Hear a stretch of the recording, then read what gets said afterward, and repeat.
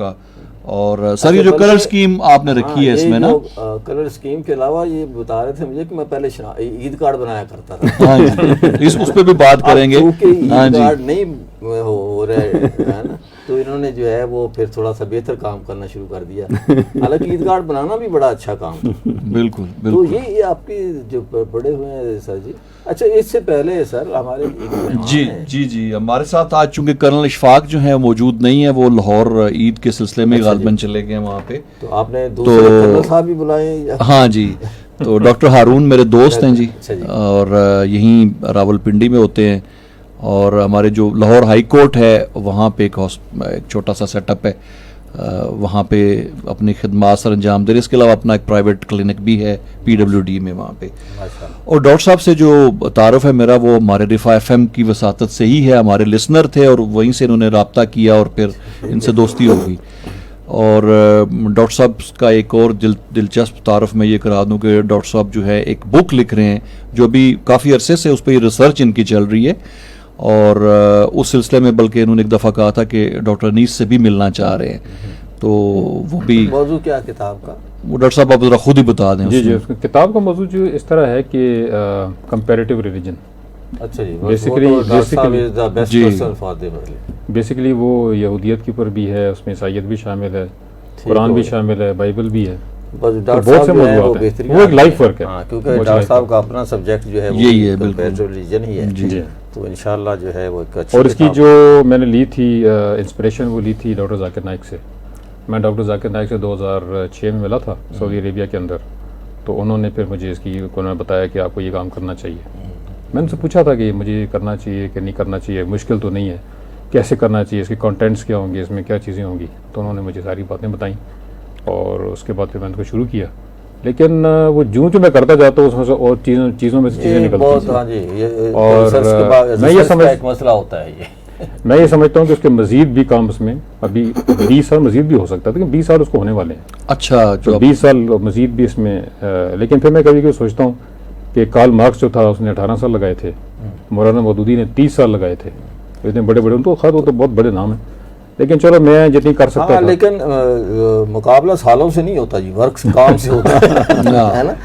سالوں سے مراد یہ کہ اس کو پھر یہ بتانا چاہتا ہوں کہ یہ کس کام کو بنانا کرنا کتنا ٹائم لگتا ہے. بالکل صحیح کہہ رہے ہیں. وہ ایک ویریبل ہے کے لحاظ سے, بالکل صحیح ویریبل کے لحاظ سے بات کریں. اور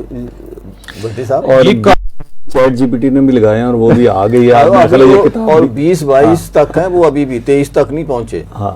جب وہ 23 کی بات ہم ان سے پوچھے تو کہیں گے میرا نالج جو ہے 2 سال پرانا ہے. لیکن جس طرح سے اپ ڈیٹس ہو رہی ہیں چیزیں تو بڑی جلدی وہ بھی ہو جائے گا. سر یہ کارڈز جو ہیں یہ ہمیں ہمارا جو چائلڈ ڈیولپمنٹ سینٹر ہے رفا کا ایک ادارہ ہے جو اسپیشل نیڈ کے ساتھ جو بچے ہیں ان کے لیے وہ پڑھائی بھی, ان کی تربیت, ان کی بیسکلی مقصد ہوتا ہے کہ وہ بچے جو نا بڑی حد تک انڈیپینڈنٹ ہو جائیں ہر چیز میں اپنے.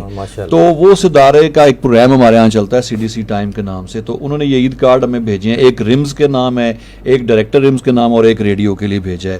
تو یہ بڑے مزے کے انہوں نے ڈیزائن کیے ہیں بچوں نے سر کارڈ. میں اگر کیمرے میں بھی دکھا سکوں واجد صاحب, اگر یہ نظر آ رہا ہے کیمرے میں, اور یہ اچھا یہ بڑا 3D میں افیکٹ کے ساتھ بنائے گئے ہیں. ہاں جی, اس میں کلر بڑے اچھے انہوں نے یوز کیے ہیں. کلرز کے بارے میں تو اکرام سلیری صاحب زیادہ اچھا بتا سکیں گے, لیکن یہ کہ بڑی محنت ہوئی ہے. اچھا پہلے سر یہ ہوتا تھا, اب یہ دیکھیں نا, یہ اب یہ بھیڑ کتنے پیاری اس پہ گائے تھی, بڑی خوبصورت بھیڑ جو ہے بنائی ہے. اور یہ اس کی قربانی دیتے ہوئے بھی ہو سر, اس میں تو باقاعدہ بھیڑ پہ بال بھی ہیں اس کارڈ میں اگر آپ دیکھیں. یہ کافی زیادہ بال ہیں. ہاں جی, وہ جو بھیڑ پہ جو نا بال اور بڑی خوبصورت. تو یہ ہمارے CDC کے بچوں نے سر بھیجے ہیں.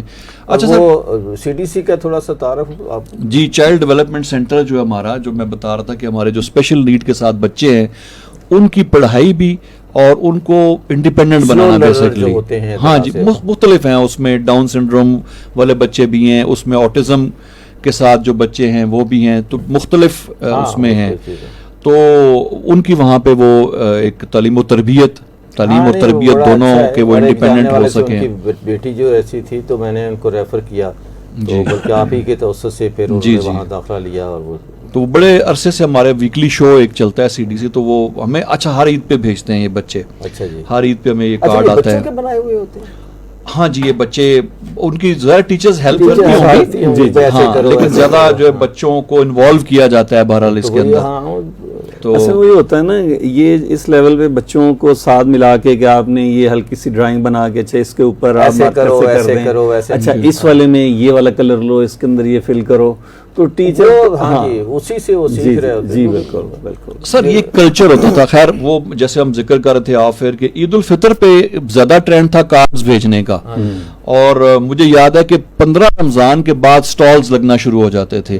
اچھا چونکہ آپ اس کو پوسٹ بھی کرتے تھے تو وہ بھی ایک لمٹ دیتے ہوتے تھے ڈاکخانے والے کے عید سے اتنے دن پہلے کلوز ہو جائے گا. چاہتے ہیں کہ وہ عید سے پہلے پہنچے تو ہاں تو وہ ڈیڈ لائن میٹ کرنی ہوتی تھی. اور پھر اچھا مختلف لوگوں کے لیے آپ مختلف کارڈ سلیکٹ کرتے تھے. اچھا فلاں کو بھیجنا ہے تو اس طرح کا ہونا چاہیے، فلاں کو بھیجنا ہے تو وہ ایک پوری ایکٹیویٹی تھی سر. اس میں بڑا ایک انوالومنٹ بھی لوگوں کی ہوتی تھی. اچھا وہ آہستہ آہستہ وہ ظاہر ہے کہ جس طرح کارڈ کا تھا نا، یہ شاپس جو ہوتی تھیں مطلب عام طور پہ اسٹیشنری کا ایک کونا مختص کر دیا جاتا تھا.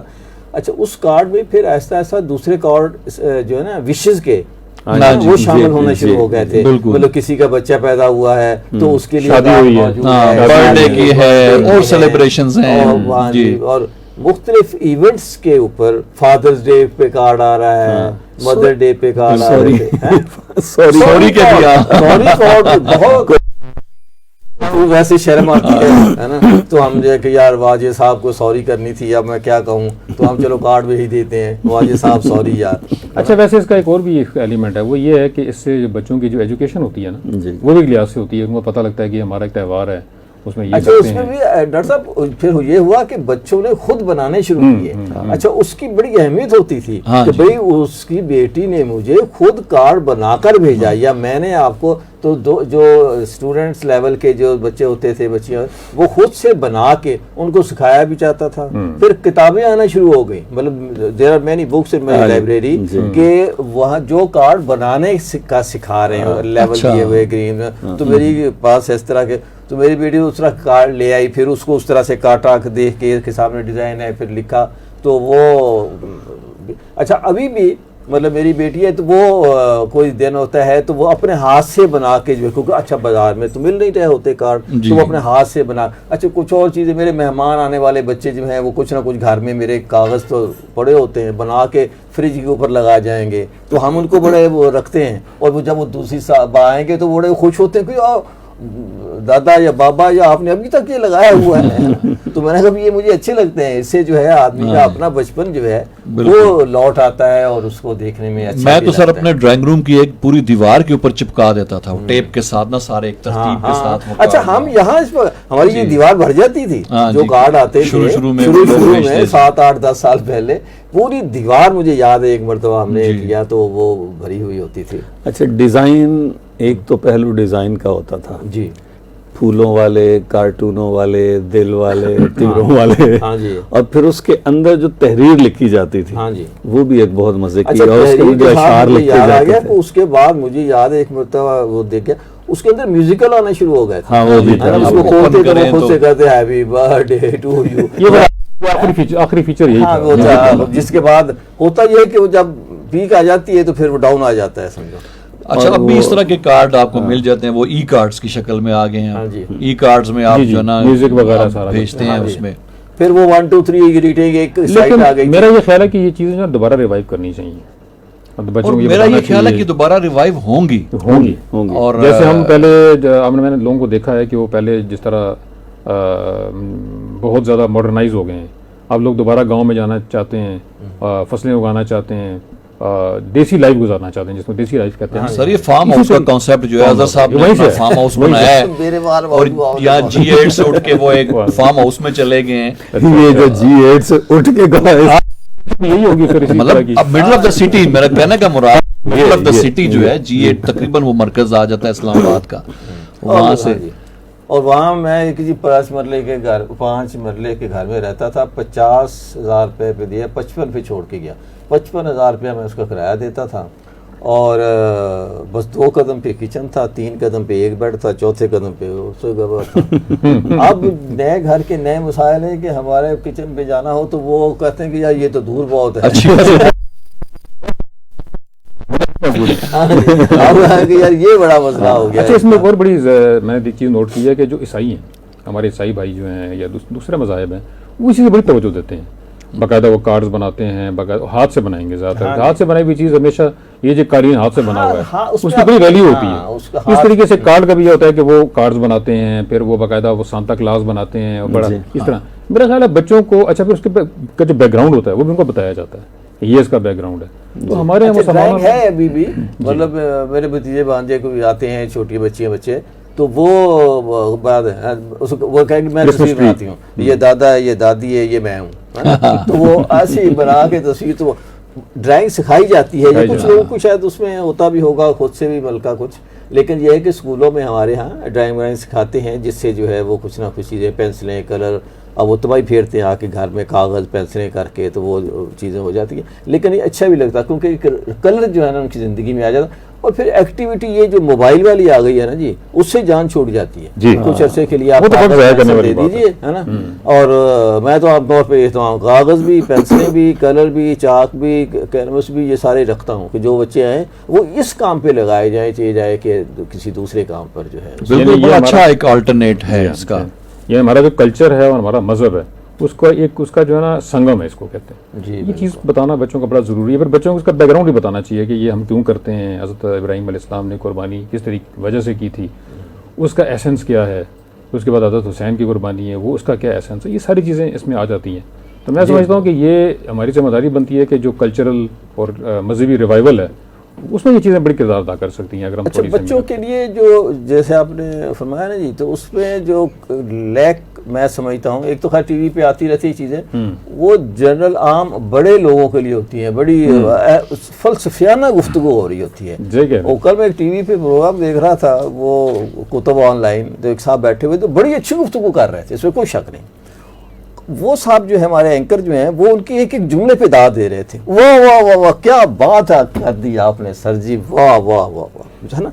अच्छा, उस वाह वाह में जो असल बात होती है वो गुम हो जाती है ना। ना हमारा बच्चा कुछ सीख रहा है, ना वो कुछ सीख रहा है, हम उस एक जुमले पे दाद दे रहे हैं, है ना। जिस तरह से इश्तिहार होता है, बाद का तो उस इश्तिहार में ऐसे कुछ ओवर चीज़ें डाल दी जाती हैं कि जो चीज़ बेची जा रही होती है उसका पता ही नहीं चलता कि क्या चीज़ है ना। एक बड़ा सा दुपट्टा होता है, लेकिन पता नहीं होता कि बेचा सेल फोन जा रहा है कि दुपट्टा बेचा जा रहा है ना। इसी तरह से जो हमारे मजहबी प्रोग्राम आते हैं, जो आपने बच्चों की बात की ना जी, मेरे ख्याल में सबसे लेस प्रायोरिटी पे जो है कम्युनिटी, वो बच्चे हमारे पाकिस्तान का कोई चैनल बच्चों के लिए प्रोग्राम पेश नहीं कर रहा। चाहिए जाए कि हम ख़ास दिनों में आकर बच्चों के लिए इस कुर्बानी के ऊपर कोई बात करें। हालांकि ये देखिए कि मतलब मुझे अच्छा नहीं लग रहा, लेकिन बहुत ही दिलचस्प कहानी है ना। हज़रत इब्राहीम अलैहिस्सलाम का वाक़या, कहाँ से चले, हज़रत मूसा का वो, उस पर मैंने इस पर कार्टून देखे कि एनिमेशन मिस्र ने बनाए हुए, इतने खूबसूरत थे वो, बहुत इंटरेस्टिंग, ब्लैक एंड वाइट में, ब्लैक एंड किसी ज़माने में बने होंगे, और बड़ी अच्छी किस तरह से वो आए। अभी तो सर उसमें ये ना कि जो आपने जिक्र किया ना कि बच्चों के लिए कंटेंट हमारे यहाँ बिल्कुल बन नहीं रहा, या बिल्कुल लीस्ट प्रायोरिटी के ऊपर एंड में जाके उसका फ़ायदा उस वैक्यूम का ये उठाया जा रहा है कि फिर वो फॉरेन एलिमेंट आ जाता है, वो अपना कल्चर, अपने कार्टून, अपने त्यौहार, वो अब बच्चों ने तो देखने हैं। और अब ये देख लें कि हमारे बच्चे जो है ना किस तरीके से उस कल्चर को अडॉप्ट कर रहे हैं, जो जिसको एनिमी कहते हैं। आप एनिमी देखते हैं जो हमारी टीन एज है ना जी, सारी एनिमी के पीछे है ना। और एनिमी क्या है, जापान के अजीब से वो वांगा बांगा डांगा, मुझे तो उनके नाम भी नहीं आते, वो जो है वो चीज़ें देख रहे होते हैं, और जापानी में देख रहे होते हैं, है ना। नीचे सबिंग आ रही होती है कोई थोड़ा बहुत, लेकिन और एक जापानी ने मुझे बताया कि जी हमारी सबसे बड़ी मईशत जो है वो एनिमेशन पे खड़ी हुई है। आप समझ रहे होंगे, हम टोयोटा बेच के जो है कहते नो एनिमेशन, है ना। हमारा जो है मेरे ख्याल में पता नहीं पूरे पाकिस्तान का बजट इतना नहीं है जितना वो एक दिन में कमाते हैं एनिमेशन से। लेकिन हम जो है बच्चों के उस पर कोई मैंने कोशिश की, तो उनके अजीबोगरीब जवाबात थे। मैंने पहले भी जिक्र कर चुका हूँ, मैं चैनल का नाम नहीं लेना चाहता, वेरी फेमस 5 चैनल हैं उनके, और हमारे जो है PTV के ही बंदे हैं सारे, और कभी जी बच्चों के लिए। तो मुझे कहने लगा, साहब हमारे पास तो इश्तिहार के लिए वक्त नहीं है, आप कह रहे बच्चों का प्रोग्राम दें 5 मिनट बच्चों के लिए वीकली देने को तैयार नहीं थे वो। اور اس کا بالکل اچھا میں پیمرا کے یہ ابصار عالم صاحب ہوتے تھے، ان سے جا کے ملا کہ یار کہ یہ کچھ کرو، کہتے ہیں میں کیسے ہو سکتا ہے کہ میں ایز اے چیئرمین پیمرا لوگوں سے کہوں کہ بچوں کے لیے پروگرام بنائیں، شرم نہیں آتی یار یہ تمہیں بات کرتے ہوئے، تم چیئرمین پیمرا کس بات کے بنے ہوئے ہو کہ یہ نہیں کہہ سکتے کہ میں آپ بچوں کے لیے پروگرام بنائیں. ہاں میں نے کہا میں NHK کا بہت فین ہوں، جس کو دیکھ کے آپ کو جاپان سے محبت ہو جاتی ہے. ہمارے ہاں پورے کوئی ایسا سوائے اب چینل آیا ہے مطلب تھینکس گاڈ ڈسکور پاکستان، جس کو دیکھ کر آپ کو پاکستان اچھا لگنے لگتا ہے، ایک چینل آیا ہے. لیکن ہمارا PTV ہو کوئی دوسرے ہوں، اور یہ جتنی کہانیاں مذہب کی ہم بات کر رہے ہیں، سٹوریز آف دا سیرہ ہیں، دوسری چیزیں ہیں، مطلب ہم بچوں کے لیے اس میں جو ہے نا، جو ہمارے جس کو دشمن کہہ رہے ہیں، اس طرح جو بھی کہہ رہے ہیں، ویسٹ کہہ لیں، انہوں نے جو چیزیں بنائی ہیں وہ بہت زیادہ ایکسٹینڈڈ ہیں، بہت زیادہ ہائی ٹیک ہیں. مثلا حضرت موسیٰ علیہ السلام پہ بنائی ہیں انہوں نے کہانیاں جی، اور اس میں باقاعدہ فلمیں بھی ہیں، جیسے دی پرنس آف ایجپٹ انہوں نے بنائی ہے. لیکن اس میں جو کانسیپٹ ہیں وہ زیادہ تر بائبل کے اور اس طرح کے جو کہ ہمارے وہ میچ نہیں کرتے. ہمیں یہ چاہیے کہ ہم نیو ٹیکنالوجی جو ہے، ماڈرن ٹیکنالوجی، اس کو پیچھے نہیں چھوڑ ہو گیا جی، اچھا چھوڑ نہیں سکتے، ہم اس کو انہینس کریں، اس کو ساتھ چلیں اور اسی زبان میں لوگوں کو سمجھائیں. اب میں ایک جگہ دیکھ رہا تھا کہ اسرائیل کے اندر جو بچے ہیں چھوٹے، ان کو باقاعدہ ہر طرح کی ٹریننگ دی جاتی ہے. ان کو یہ پتہ ہوتا ہے کہ ہم وہ چھوٹی سی کیپ، اس کو یرملکا کہتے ہیں، وہ کیوں پہنتے ہیں، ان کو اس بات کا پتہ ہوتا ہے. چھوٹے بچوں کو یہ پتہ ہوتا ہے، ابراہیم علیہ السلام کے متعلق وہ جانتے ہیں، حضرت موسیٰ کے متعلق وہ جانتے ہیں، حضرت داؤد کے متعلق، یہ ان کو پوری ہسٹری پتہ ہوتی ہے. چھوٹے بچے ہماری حکومتیں آتی ہیں 5 سال کیسے پورے کریں. ہم اگر مذہب کا نام لیتے ہیں تو کہتے ہیں یہ تو ایکسٹریمسٹ ہیں، فنڈامنٹلسٹ ہیں. تو اس طرح کر کے ہمیں خاموش کیا جاتا ہے. کہیں بھی تو ہمیں اچھا لگے کہ یار کبھی اگنور نہیں کیا جا رہا جی، مطلب کہتے بھی نہیں ہیں اب تو نا، وہ کہتے ہیں نا احساس زیاں جاتا رہا. ہمیں تو اب اس بات کا بھی نہیں ہے کہ ہمیں کوئی فکر ہو کہ یار ہم اپنے بچوں کے لیے کچھ نہیں کر رہے. وہ ان کو ہے ہی نہیں. کسی جگہ عجیب و غریب آفاقی مسائل میں الجھے ہوئے لوگ ہیں. ہم جو کہ نیٹ پہ جائیں صبح مذہب کے حوالے سے پتہ نہیں کیا کیا باتیں ہو رہی ہوں گی کہ اتنے متقی لوگ فیس بک پہ بیٹھے ہوئے ہیں جی، اور باہر بازار میں نکلیں تو چاقو چھریاں لے کے، اور ان کی زبان جتنی گندی ہے. اچھا بچے جو ہے نا سر، بچے جو ہیں وہ واضح و نصیحت نہیں سنتے، زیادہ پریکٹیکل چیز دیکھتے ہیں. ان کے رول ماڈل ان کے پیرنٹس ہوتے ہیں. کیوں ہوتے ہیں؟ وہ ان کے سامنے ہوتے ہیں، وہ کیا کر رہے ہیں، اس وقت نماز پڑھ رہے ہیں، ان کا بہت ہی اچھا وہ جملہ ہے جی کہ بچے جو ہیں وہ کرٹک نہیں مانگتے، ماڈل مانگتے ہیں. ان کو ماڈل چاہیے، تو ماڈل ہمیں پرووائڈ کرنا. تو وہ ساری چیزیں دیکھتے ہیں بازاروں میں جو کچھ، جیسے فرما رہے ہیں بازاروں میں جو کچھ ہو رہا ہے یا جو ان کے ماں باپ کر رہے ہیں، وہ ساری چیزیں وہ نوٹ کر رہے ہیں. آگے جا کے انہوں نے ماں باپ بنا، وہ بھی ایسا ہی کریں گے. تو ہم کسی کو ان کو مورد الزام نہیں ٹھہرا سکتے کہ چونکہ وہ بچے تھے انہوں نے سیکھا نہیں. تو ہمارا جو ایجوکیشن کا نظام ہے، پھر ہمارے اندر احساس کمتری ہے. نمبر 2، ہم اپالوجیٹک ہیں مذہب کے بارے میں. ہمارا دنیا سے تقابل نہیں ہو سکتا، اس لیے کہ ہمارا پاس جو مذہب ہے وہ دنیا کا بہترین مذہب ہے، اور وہی ہمارا کلچر بھی ہونا چاہیے. اسی لیے قائد اعظم نے یہ فرمایا تھا کہ ہمارا کلچر ہندو سے بالکل ڈفرینٹ ہے. حالانکہ ہماری شکلیں ان سے ملتی ہیں، زبان ملتی ہے، بظاہر تو ایسا ہی ہے، لیکن کلچر ہمارا ہر لحاظ سے، ہماری بلڈنگز کا سٹائل ڈفرینٹ ہے، ہماری سوچ کا انداز ڈفرینٹ ہے، ہمارا کھانے پینے کا سٹائل ڈفرینٹ ہے، ہمارے ویلیوز ڈفرینٹ ہیں. تو جو ہی مذہب آتا ہے، فرق صرف مذہب کا ہے. مذہب نکال دیں تو پھر ہمارے اور ہندو میں کیا فرق ہے؟ بٹ صاحب ہم راٹ صاحب بڑی اچھی گفتگو کر رہے ہیں، لیکن میں نہیں چاہتا کہ ہم دوبارہ اسی طرح سے کسی فلسفے میں الجھ جائیں. اگر آسان زبان میں، یہ بھی بہت داستان گو ہے ویسے، یہ بتانا ہو کہ یہ عید الاضحیٰ جو ہے، جسے ہم عید قربانی بھی کہتے ہیں اور مختلف نام ہیں، ایک عام بچے کو سمجھانا ہو کہ یہ کیا ہے، تو آپ دونوں میں سے کوئی تو ایک کہانی مجھے سنا دے، ایک کوئی اس کے پیچھے کا کوئی کہانی کون سنائے گا کہ یہ بات کیا ہے. وہ آپ نے داستان گو پہلے کہہ دیا. میں آغاز کرتا ہوں. آپ چونکہ وہی بات ہے کہ حضرت موسیٰ سے بھی آغاز کیا جا سکتا ہے. ہاں، بلکہ میں شاید اس سے بھی پیچھے تھوڑا سا. ماشاءاللہ جی، تھوڑا سا تو کرنل اشفاق کے بھی استاد نہیں، وہ سب کے استاد ہیں. وہ شعر یاد آ گیا نعیم صدیقی صاحب کا ہے کہ داستان سی داستان اس پہ پھر میرا بیان، داستان سی داستان اس پہ پھر میرا بیان، آپ جیسے سنگ دل اشک بار ہو گئے. کیا بات ہے، اور آپ جیسے سنگ دل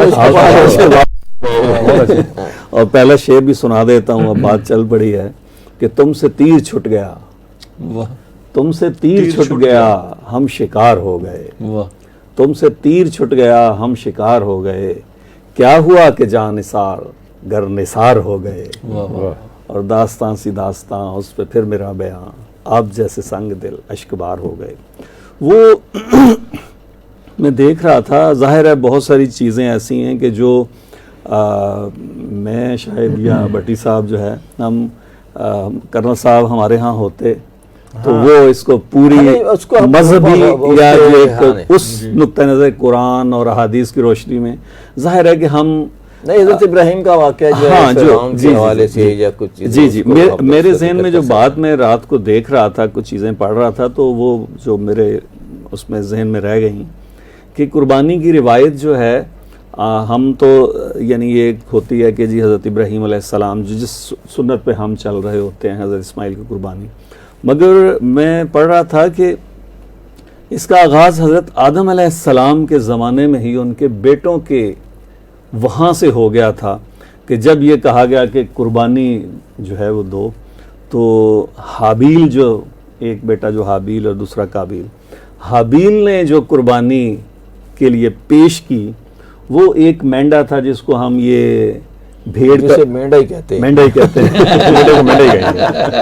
وہ مینڈا وہ نہیں ہے، وہ جو سرائکی والا، ہاں تو وہ کہتے ہیں دمبا کہہ لیں، ہاں دمبا کہہ لیں چلیں جو، تو وہ اس نے حابیل نے دمبا پیش کیا، اور جو قابیل تھا اس نے کچھ زمین کی جو پیداوار ہے وہ پیش کی. اور کہا یہ جاتا ہے کہ وہ یعنی حکم یہ تھا کہ وہ جب کسی جگہ پہ رکھ دیں گے اور جس کی قربانی جو ہے وہ قبول ہو جائے گی تو ایک آگ ہوگی اور وہ اس کو لے جائے گی آسمان سے آئے گی اور وہ جلا دے گی یا اس کو غائب کر دے گی. اس کا مطلب یہ ہوگا کہ اس کی قربانی جو ہے وہ قبول ہو گئی. تو اس طرح جب حابیل نے کیا تو حابیل کی قربانی جو ہے وہ قبول ہو گئی، اور قابیل جو ہے وہ اس کو غصہ آ گیا، ہاں اس کی قربانی نہیں ہوئی. اور بعد میں وہ ظاہر ہے ان کے دوسرے مسائل اور پھر جو حابیل اور قابیل کا جو باقی جو، تو قربانی جو ہے نا وہ وہاں سے ہی یعنی اس کا جو آغاز جو ہے. پھر باقی آپ میرا خیال ہے کہ اس میں اور ایڈ کریں. تو دیکھیں نا جی اپنے واقعہ آتا ہے ابراہیم علیہ السلام نے اپنے، اچھا بڑا غرض صاحب نے ہمیں جو سپارہ پڑھایا تھا جس میں ہم نے ان کو ٹیسٹ بھی دیا، عربی سیکھ رہے تھے، تو اس میں انہوں نے ہمیں یہی حصہ دیا اس کو ترجمہ کرنے کے لیے اردو میں کہ جی خانہ کعبہ اپنے رکھے ہوئے تھے بہت، اس کا والد جو ہے، اچھا بعض لوگ تو یہ بھی کہتے ہیں کہ جی ان کے والد نہیں تھے، کیونکہ بلکہ ہم اس بحث میں نہیں پڑھتے. اب لکھا گیا ہے کہ جی ان کے والد باپ، مختلف لوگوں نے باپ ہی ترجمہ کیا ہے، مولانا نے بھی باپ ہی ترجمہ کیا ہے کہ جی وہ جو ہے وہ بت بناتے تھے، ہے نا، تو انہوں نے کہا کہ بھئی یہ بت جو ہے نہ بناؤ، تجھے تو نہیں ہے. پھر انہوں نے سوچا، خود ابراہیم نے سوچا کہ یہ جو چیزیں اللہ معاف کرے، کئی باری مرتبہ تو میں خود بھی سوچتا ہوں کہ یار ہو سکتا ہے اللہ مجھے معاف کرے کہ یہ سورج جو ہے یہی خدا ہوگا، چاند، کیونکہ جو چیز طاقتور ہے، آگ ہے، دوسری چیزیں ہیں، تو وہ آپ کو اس طرح سے اٹریکٹ کرتی ہیں کہ یار سب سے بڑی چیز تو یہ ہے. لیکن آخر پر اس پہ نتیجے پہنچتا ہے کہ نہیں، ان سب کا جو خالق ہے وہ سب سے وہ ہے. تو جب اس کی یہ بات اس زمانے کے جو فرعون تھے ان تک پہنچتی تو انہوں نے کہا کہ بھئی یہ تو بہت بری بات ہے، حضرت ابراہیم سب کو بلایا جائے اور اس کو آگ میں ڈال دیا جائے.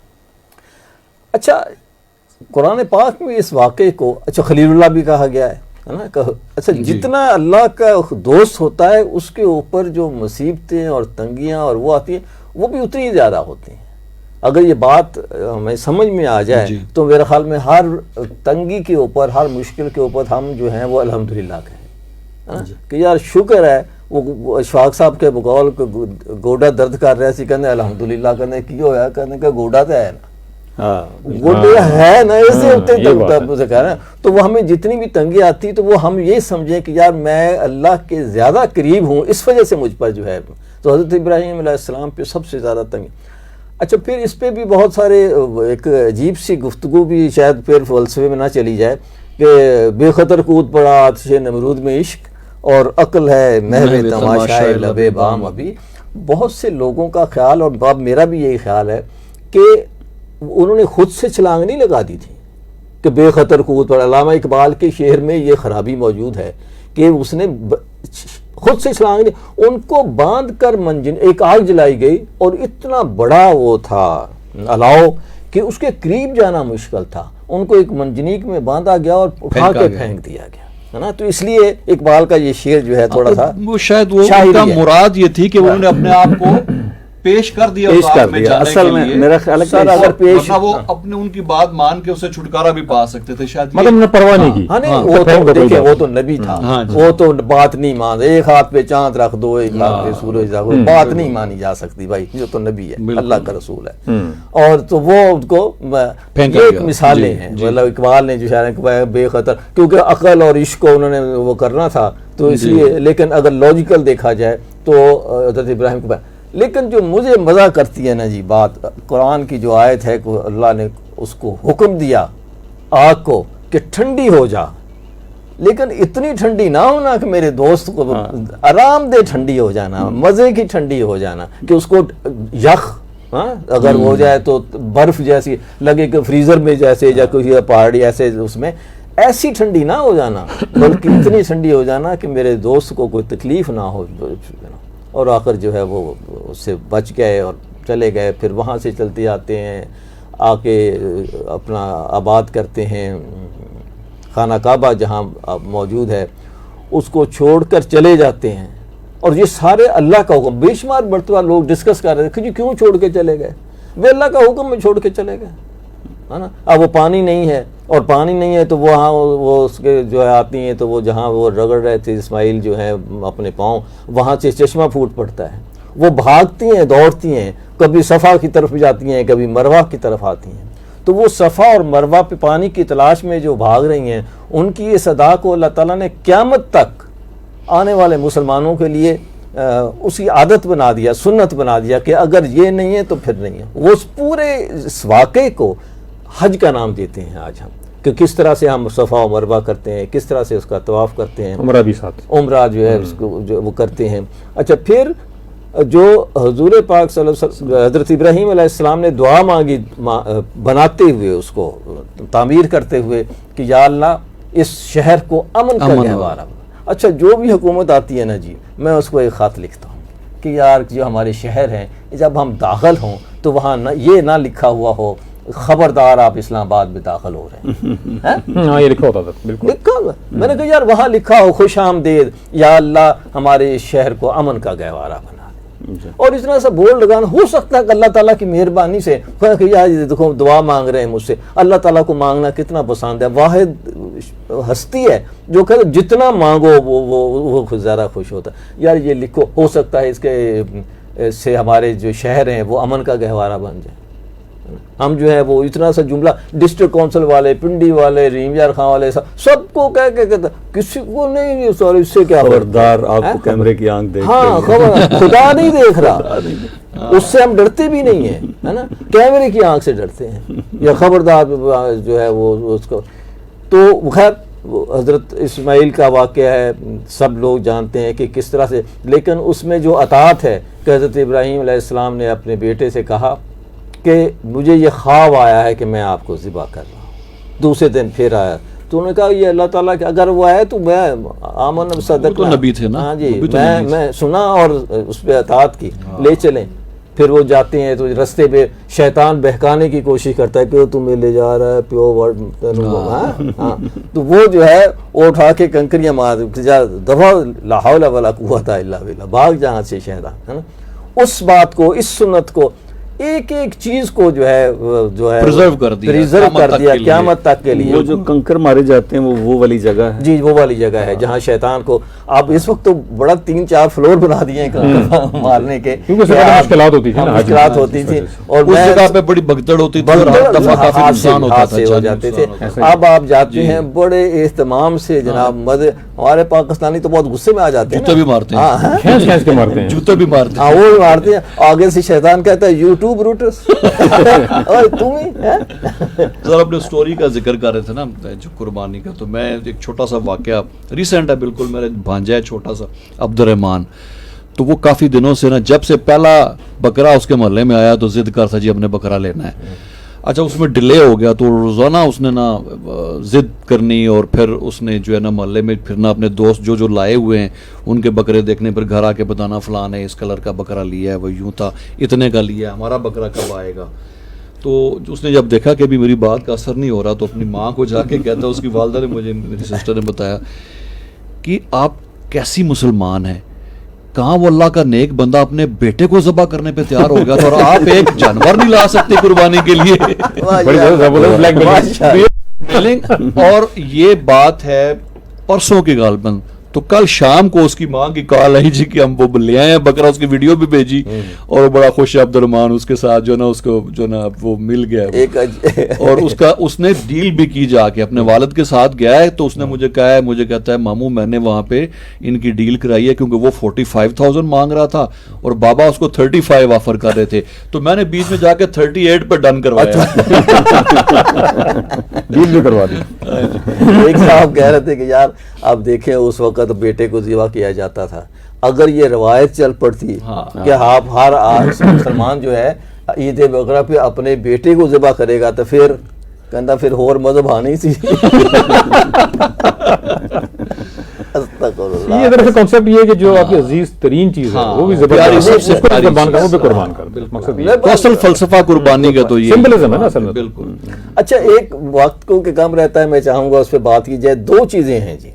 ایک تو سورہ حج میں بڑا اچھا جملہ آیا ہے کہ جی آپ اللہ کے پاس گوشت خون اور یہ نہیں پہنچتا، آپ کا تقویٰ پہنچتا ہے. یعنی ایک تو یہ ہو گیا کہ آپ جو کچھ بھی قربان کر رہے ہیں سب سے پیاری چیز کرنی ہے، اور اس کے بعد یہ ہے کہ یہ جو ہم کہہ رہے ہیں جی کہ یہ گوشت جو ہے تقویٰ پہنچتا ہے، کہ جس محبت کے ساتھ جس کے ساتھ آپ نے یہ کیا ہے اور اس کو اوبے کیا ہے حضرت ابراہیم علیہ السلام کو، اور اللہ تعالیٰ کے حکم کی جو ہے وہ فرما برداری کی ہے، وہی تقویٰ ہے. یعنی یہ نہیں ہے کہ ہم اس وقت 1 کروڑ کا بیل کر رہے ہیں یا 10 کروڑ کا کر رہے ہیں یا کچھ اس کو کر رہے ہیں، اس میں دکھاوا بھی بہت جو حیثیت ہو، جو حیثیت ہے اس حساب نہ حیثیت ہو تو کوئی بات نہیں، ٹھیک ہے نہیں. صحیح. تو اچھا دوسرا جو ہے کہ مجھے آپ کا تقویٰ جو ہے، تقوی کے بارے میں تو بہت ہی مجھے سب سے بڑی اچھی حدیث وہی لگتی ہے جو میرے دل کو لگتی ہے، وہ اللہ معاف کرے مجھے، التقویٰ ہا ہونا.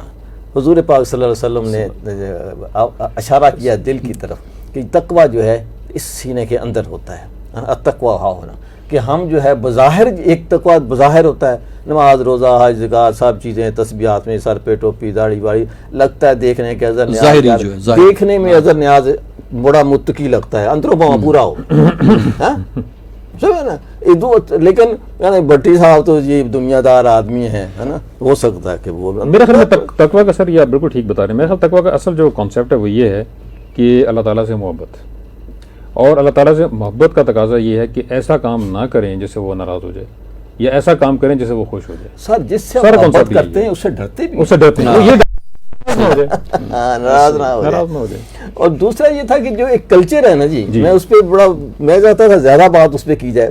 مثال کے طور پر عید قربان آتی ہے تو ہم بکرے ذبح کرتے ہیں، پورے دنیا میں بکرے ذبح کیے جاتے ہیں. ایسا ہی ہے. اچھا اب وہ بکرے ذبح کرنے سے کھال سامنے آتی ہے، گوشت تو ہم کھا لیتے ہیں لیکن اس کی کھال جو ہے یہ اتنی بڑی اکنامک ہے، معیشت ہے، اس کے اوپر مسلمان توجہ نہیں دے رہے میرے خیال میں. اچھا ان کو ضرورت نہیں ہے، دیکھیں ان کو ضرورت نہیں ہے، پاکستان کو تو ضرورت ہے، بنگلہ دیش کو ضرورت ہے، انڈیا کو ضرورت ہے کہ ہم ان کھالوں کو. اچھا ایک زمانہ تھا جی، میں اپنے گاؤں کی اگر مثال دوں 70s 80s کی بات ہے کہ میرے گاؤں میں جب ساری کھالیں آ جاتی تھیں تو میرے والد چونکہ نمبردار تھے تو وہاں وہ جمع ہو جاتی تھی، سارے جن کی وہ اللہ کی جمع ہوتی، میرے والد بیٹھتے اس کو، اور جو مختلف قصائی ہوتے ہیں نا جی وہ بولی دینے کے لیے آتے ہیں. اچھا وہ دیتے کہ میں ان ساری کھالوں کے اتنے پیسے دیتا ہوں اتنے، اور سارے مل کے ایک جو بڑی بولی آتی اس کے اوپر اس کو دے دیے جاتے.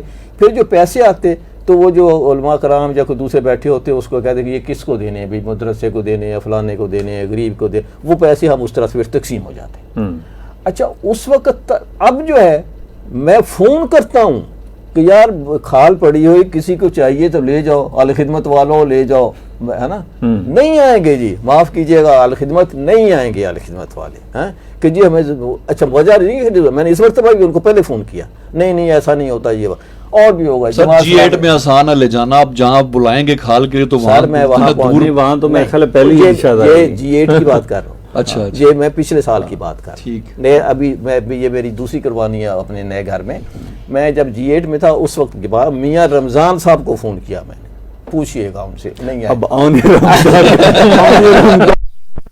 بات ہے. میں تو دیکھیں نا ایسے کوئی غیبت نہیں ہے، لیکن یہ ہے کہ جس سے ہم محبت رکھتے ہیں اسی پہ تنقید بھی کرتے ہیں نا آپ. اچھا یہ اس ملک میں سر جو لیدر کی انڈسٹری تھی اس کو تباہ کر دیا. یہ نہیں میں کہہ رہا کہ جو ہم نے یہ بات بڑی اہم ہے کہ کھالوں کی قیمت اتنی کم ہو گئی ہے کہ لوگ اب اس طریقے اس کو نہیں، مطلب یہ کہ کم کیوں ہوئی ہے، ڈیمانڈ نہیں ہے، ڈیمانڈ نہیں ہے. اب انڈسٹری تباہ ہو گئی اس کی، وہ سارے کے سارے. اچھا انڈسٹری تباہ ہونے پر مختلف ریزن ہے. جواز ہے میں نے بڑے اچھے جو لوگ قریب تھے حکومت کے ان سے یہ بات کی، ان سے منگوایا ڈیٹا یا کیا مسائل ہیں، کیوں نہیں ہو رہا. آج میں پھر درخواست کر رہا ہوں حکومت کے لوگوں سے بھی، عام لوگوں سے بھی. میری تو رائے ہے یار جماعت اسلامی بہت بدنام ہے نا کھالیں جمع کرنے میں. جماعت اسلامی کو اپنی فیکٹری لگانی چاہیے بڑی، کراچی میں لاہور میں کہیں بھی لگائیں. ایک تو اس کو کھالیں دوسروں سے بھی لیں، پیسے دے کے لیں. ایک تو اپنے پاس آ گئی نا جی، دوسرے لوگوں سے لیں اور لے کے اس میں اس کو نمک لگائیں، صاف کریں، وہ کریں. دو شکلیں ہو سکتی ہیں. نمبر 1 تو اس لیدر کو ready to produce the product بنائیں، دوسروں کو پھر بیچ دیں، ایکسپورٹ کر دیں. دوسرے کہ نئی اپنی فیکٹری لگا لیں، جوتے بنائیں، جیکٹ بنائیں، کچھ بھی بنائیں، اس کو کریں. مطلب یہ اور یہ فیکٹری لگانا میرا نہیں یار. اگر جماعت ابھی آج چاہے بات کرنا یا خدمت والے بات کرنا، مختلف ٹیکنیکل سپورٹس ان کو مل سکتی ہیں، لیکن ہوتا کیا کہ ہم اس وقت جس طرح سے چینل کا میں نے ان کو 2005 میں کہا تھا، 2005 میں کیا جب میں نے جوائن کیا تھا دعویٰ اکیڈمی کو، اس وقت کی بات ہے 83-84 کی بات ہے کہ یار اپنا چینل ہونا چاہیے. خیر ریڈیو لگا لیا، ڈاکٹر صاحب نے بڑی ہمت کی. جماعت سے کہا یار اپنا ٹی وی چینل ہونا چاہیے، نہیں جی. تبلیغی جماعت سے میں نے کہا اپنا چینل ہونا، کہا کہ نام بھی نہیں اٹھا کے آپ کو باہر پھینک دیں گے. یہ ایک تبلیغی جماعت والے نے مجھے کہا نام بھی نہ لینا. چلے سر ابھی وقت ختم ہو پروگرام کا اور یہ موضوع جو ہے یہ اس پہ پھپھولے جل اٹھے اس پہ والی بات ہے. اگلے پروگرام میں نا اس پہ باقی تو ہماری خواہش ہے یار کہ پنجابی میں جس کو اسڑ کہتے ہیں اگلے پروگرام میں نکال دیجیے گا.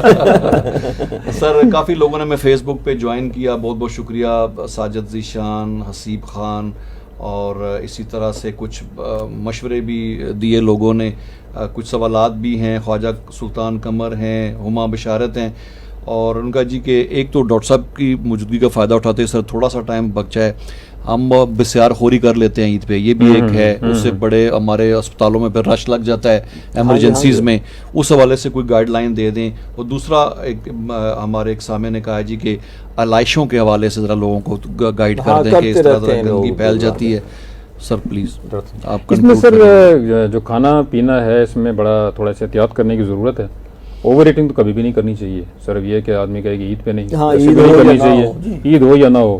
دوسرا یہ کہ اس کا جو سٹور کا جو سسٹم ہوتا ہے نا کہ گوشت اٹھاتے ہیں، اٹھا کے اس کو سٹور کر دیتے ہیں، اس میں بے شمار قسم کے بیکٹیریا اور ایون وائرسز بھی اس میں آ جاتے ہیں. تو کھانا اتنا کھائیں جتنا آپ ایک وقت میں کھا سکتے ہیں. تھوڑا بھوک رکھ کے کھائیں، گوشت کو آپ اچھے طریقے سے سٹور کر دیں اور اس کا پھر وقت پہ استعمال کریں.